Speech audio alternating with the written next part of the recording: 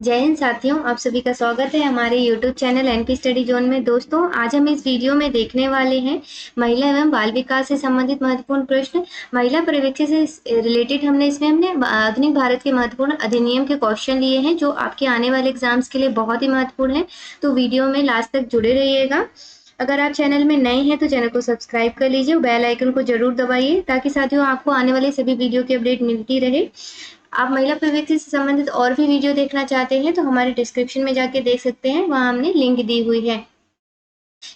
अधिनियम से रिलेटेड जो हम ये वीडियो बना रहे हैं वो तनु जी के रिक्वेस्ट पे बना रहे हैं। तनु जी ने हमें कमेंट करके बोला था कि आप मैम आप अधिनियम से रिलेटेड वीडियो बना दीजिए।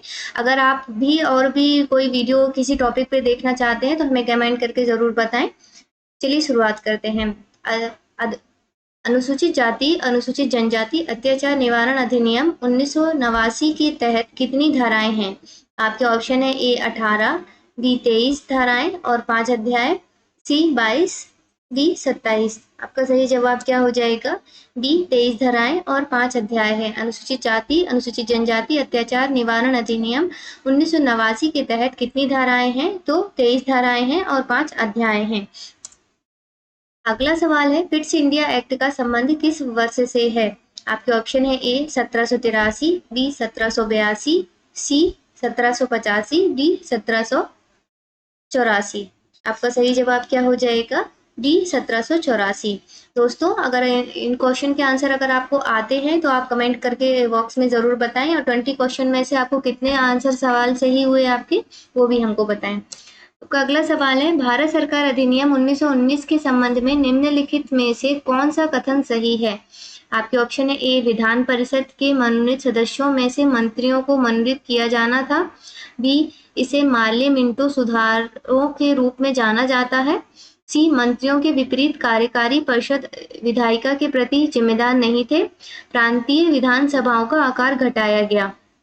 तो आपका सही जवाब क्या हो जाएगा? सी मंत्रियों के विपरीत कार्यकारी पार्षद विधायिका के प्रति जिम्मेदार नहीं थे। भारत सरकार अधिनियम 1919 के संबंध में निम्नलिखित कथन सही है। ये वाला सही जवाब हो जाएगा हमारा। अगला सवाल है, निम्नलिखित में से बिहार पुनर्गठन अधिनियम 2000 की किस धारा में झारखंड के गठन का उल्लेख है? आपके ऑप्शन है ए धारा 3, बी धारा 4, सी धारा 2, डी धारा 1। आपका सही जवाब क्या हो जाएगा? ए धारा 3। आपका अगला सवाल है, मोस्ट इंपोर्टेंट क्वेश्चन है आपके एग्जाम्स के लिए। रेगुलेटिंग एक्ट में व्याप्त दोषों को दूर करने के उद्देश्य से सर्वप्रथम 1783 में कौन सा अधिनियम लाया गया? आपके ऑप्शन है ए सेटलमेंट एक्ट, बी दंडाज अधिनियम, सी फॉक्स का भारतीय अधिनियम, डी इनमें से कोई नहीं। तो आपका सही जवाब क्या हो जाएगा? डी डंडास का अधिनियम। रेगुलेटिंग एक्ट में व्याप्त दोषों को दूर करने के उद्देश्य से सर्वप्रथम 1783 में कौन सा अधिनियम लाया गया था? तो सही जवाब क्या हो जाएगा? बी डंडास अधिनियम। इसके जस्ट बाद फॉक्स का भारतीय अधिनियम भी आया था, लेकिन ये दोनों अधिनियम पारित नहीं हो पाए थे। इसके बाद में पिट्स इंडिया एक्ट आया था 1784 में। आपका अगला सवाल है, मोस्ट इंपोर्टेंट क्वेश्चन है साथियों। कोलकाता में उच्चतम न्यायालय की स्थापना किस एक्ट के तहत की गई थी? आपके ऑप्शन है A Pitt's India act 1784, B regulating act 1773, C settlement act 1781, D इनमें से कोई नहीं। आपका सही जवाब क्या हो जाएगा? B regulating act 1773। कोलकाता में उच्चतम न्यायालय की जो स्थापना हुई थी वो किस एक्ट के तहत की गई थी? तो रेगुलेटिंग एक्ट 1773 के तहत की गई थी। यदि एक्ट पूछे तो रेगुलेटिंग एक्ट 1773 है, लेकिन सिर्फ इतना पूछे कि उच्चतम न्यायालय की स्थापना किस वर्ष की गई थी, तो 1774 में की गई थी। दोस्तों ध्यान से पढ़िएगा। आपका अगला सवाल है, भारत की संसद द्वारा शिक्षा का अधिकार अधिनियम राइट टू एजुकेशन कब लागू किया गया था? आपके ऑप्शन है ए 2 अगस्त 2005, बी 4 अगस्त 2009, सी 20 जनवरी 2011, डी 4 अगस्त 2010। आपका सही जवाब क्या हो जाएगा? बी 4 अगस्त 2009। भारत की संसद द्वारा शिक्षा का अधिकार अधिनियम राइट टू एजुकेशन कब लागू किया गया था? तो 4 अगस्त 2009 को लागू किया गया था। वीडियो को ज़्यादा से ज़्यादा लाइक करिएगा और शेयर करिएगा अपने दोस्तों को। अगर आप चैनल में नए हैं तो चैनल को सब्सक्राइब कर लीजिए, बेल आइकन को जरूर दबाइए ताकि साथियों आपको आने वाली सभी वीडियो की अपडेट मिलती रहे। आपका अगला सवाल है, सूचना प्रौद्योगिकी आईटी अधिनियम को साइबर अपराधों से संबंधित है, संसद द्वारा वर्ष खालिस्तान में पारित किया गया था। आपके ऑप्शन है ए 2000, बी 2008, सी 1985, डी 1990। आपका सही जवाब क्या हो जाएगा? ए 2000।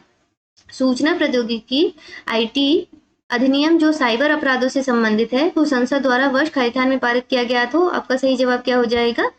ए 2000। आपका अगला सवाल है, विद्युत अधिनियम 2003 की धारा 141 के अनुसार सार्वजनिक लैंप को बुझाने का जुर्माना खालिस्तान तक बढ़ाया जा सकता है। आपके ऑप्शन है ए 4000 रुपए, बी 2000 रुपए, सी 1000 रुपए, डी 2500 रुपए। आपका सही जवाब क्या हो जाएगा? बी 2000 रुपए। आपका अगला सवाल है, भारत में दहेज निषेध अधिनियम निम्नलिखित में से किस वर्ष पारित किया गया था? आपके ऑप्शन है ए 1961, बी 1960, सी 1985, डी 1959। आपका सही जवाब क्या हो जाएगा? ए 1961। भारत में दहेज निषेध अधिनियम निम्नलिखित में से किस वर्ष पारित किया गया था? तो 1961 में पारित किया गया था। दोस्तों वीडियो को लाइक करना ना भूलें, ज्यादा से ज्यादा लाइक करें और शेयर करें वीडियो को। भारतीय रेलवे बोर्ड अधिनियम को किस वर्ष में पारित किया गया था? आपके ऑप्शन है ए 1890, बी 1937, सी 1905, डी 1966। यहाँ पे 1966 है ये। आपका सही जवाब क्या हो जाएगा? सी 1905। भारतीय रेलवे बोर्ड अधिनियम को किस वर्ष में पारित किया गया था? तो आपका सही जवाब हो जाएगा 1905। आपका अगला सवाल है, वीडियो में लास्ट तक बने रहिएगा साथियों। संविधान सभा को भारतीय स्वतंत्रता अधिनियम 1947 की धारा खालिस्तान द्वारा मान्यता दी गई थी। आपके ऑप्शन है ए 8 सब 1, बी 10 सब 1, सी 11 सब 1, डी 6 सब 2। तो सही जवाब क्या हो जाएगा? 8 सब 1। संविधान सभा के भारतीय स्वतंत्रता अधिनियम 1947 की धारा खालिस्तान के द्वारा मान्यता दी गई थी। तो आपका सही जवाब है 8 सब 1। आपका अगला सवाल है, ईसाई मिशनरियों को भारत में धर्म प्रचार की अनुमति कौन सा राज्य लेख प्रदान करता है? आपके ऑप्शन है A Pitt's India act 1784, charter act 1793, charter act 1813, regulating act 1773। तो आपका सही जवाब क्या हो जाएगा? Charter act 1813।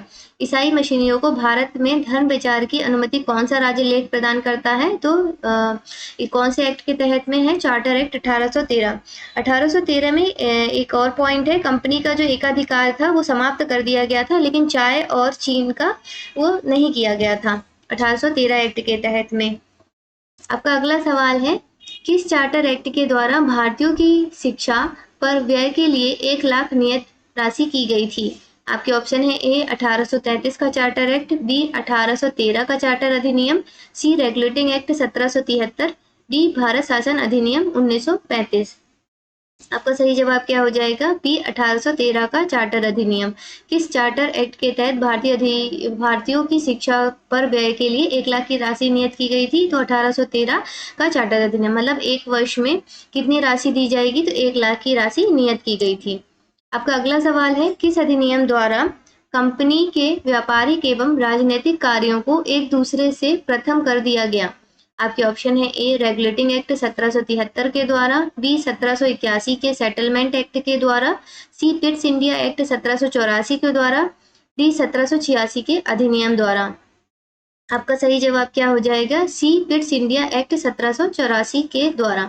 किस अधिनियम के द्वारा कंपनी के व्यापारिक एवं राजनीतिक कार्यों को एक दूसरे से पृथक कर दिया गया था? तो आपका सही जवाब क्या है? सी पिट्स इंडिया एक्ट 1784 के द्वारा।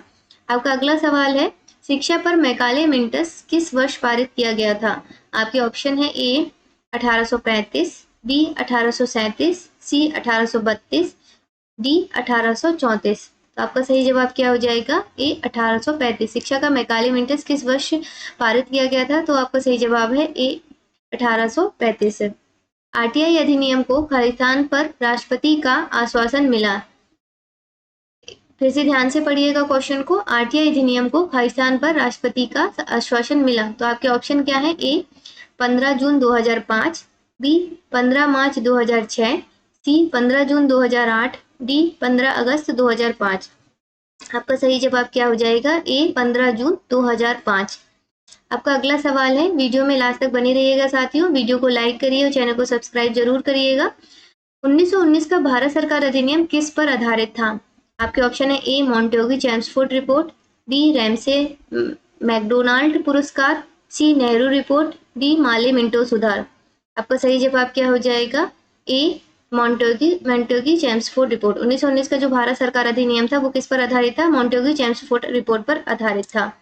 आपका अगला सवाल है, 1919 का जो एक्ट था, ये जो हमने पहले क्वेश्चन देखा 1919 का भारतीय अधिनियम था, इसमें भारत के प्रांतों में द्विशासन की व्यवस्था शुरुआत की गई थी। अगला सवाल है, किस अधिनियम में सिखों, भारतीय ईसाइयों, आंग्ल भारतीयों और यूरोपीय लोगों के लिए सांप्रदायिक प्रतिनिधित्व के सिद्धांत को बढ़ाया? आपके ऑप्शन है ए भारत सरकार अधिनियम 1919, बी भारत सरकार अधिनियम 1958, सी भारत सरकार अधिनियम 1909, डी भारत सरकार अधिनियम 1861। आपका सही जवाब क्या हो जाएगा? ए भारत सरकार अधिनियम 1919। किस भारतीय अधिनियम ने सिखों, भारतीय ईसाइयों, आंग्ल भारतीयों और यूरोपीय लोगों के लिए सांप्रदायिक प्रतिनिधित्व का सिद्धांत लागू किया था? तो भारत सरकार अधिनियम 1919 के तहत में। आपका अगला और आखिरी सवाल है ये हमारा इस वीडियो का, किस अधिनियम द्वारा भारत में मंत्रिमंडल व्यवस्था की शुरुआत की गई थी? आपके ऑप्शन है ए भारत परिषद अधिनियम 1861, बी भारत परिषद अधिनियम 1831, सी 1833 के अधिनियम के तहत, डी भारत सरकार अधिनियम 1935। आपका सही जवाब क्या हो जाएगा? ए भारत परिषद अधिनियम 1861। किस अधिनियम के द्वारा भारत में मंत्रिमंडल व्यवस्था की गई थी? तो भारत परिषद अधिनियम 1861।